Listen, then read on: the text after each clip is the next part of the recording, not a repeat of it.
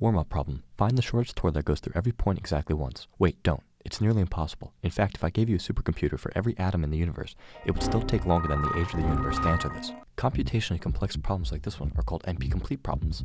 Even more difficult than NP-complete problems are NP-hard problems, one of which is finding the best move in a game of chess. If we solve an NP-hard problem, we can solve all NP-complete problems. Usually for these complex problems we can get near-optimal solutions using heuristics, which are ways to measure the goodness of an action. A heuristic for chess would be assign values to all the chess pieces, then execute the immediate move that gains the most points. Heuristics are often used with search trees, which investigate millions of future states before choosing an action. However, machine learning, where an artificial intelligence learns to perform a task without explicit instructions, is rising in popularity and has seen recent success.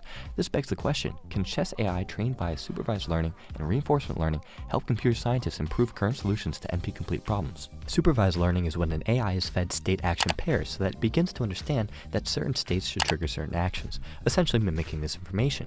Reinforcement learning is when an AI outputs an action, then this action is rewarded or punished based on the outcome. Among other machine learning techniques, these are chosen because they're compatible with human data, which is valuable data. After all, humans can still outperform even the strongest computer programs on occasion, such as the Go playing AlphaGo or chess playing Stockfish. Also, these two machine learning techniques are of interest because once the AI's brain has been curated through careful learning, the action to take based on a given input is a result of a trivial calculation, granting it speed over other approaches that require fresh heuristic calculations or new simulations each time a problem is encountered. The proposed source for this training data is chessgames.com, an online database that people use to refine their chess skills. All games have been annotated in algebraic chess notation, making it extremely easy for a computer program to read the game move by move. Most games are extracted from a variety of well-respected tournaments and databases. Once these games are published to the website, community members review the game even further to minimize errors and provide insightful commentary. So, at virtually no cost, over 900,000 chess games amounting to over 39 million expert moves are instantly available to serve as training data for supervised learning.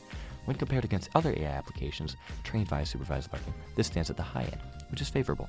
Next, equally inexpensive is reinforcement learning. The chess AI can play against itself so that it can begin to apply the knowledge it has learned to the new situations. In shifting the emphasis to moves that result in wins rather than predictability, the AI is strengthened. Now I introduce the powerful idea of reduction. Every NP-complete problem has a corresponding chess game representation.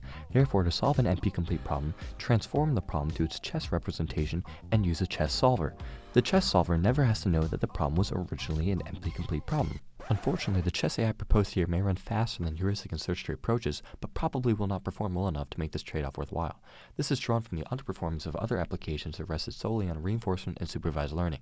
The proposed chess AI will still play well, just not well enough to stand out against current applications. Yet, we cannot give up on NP-complete problems. There's simply too much at stake, including the ability to optimally transport goods, strengthen object recognition, and maybe even cure cancer.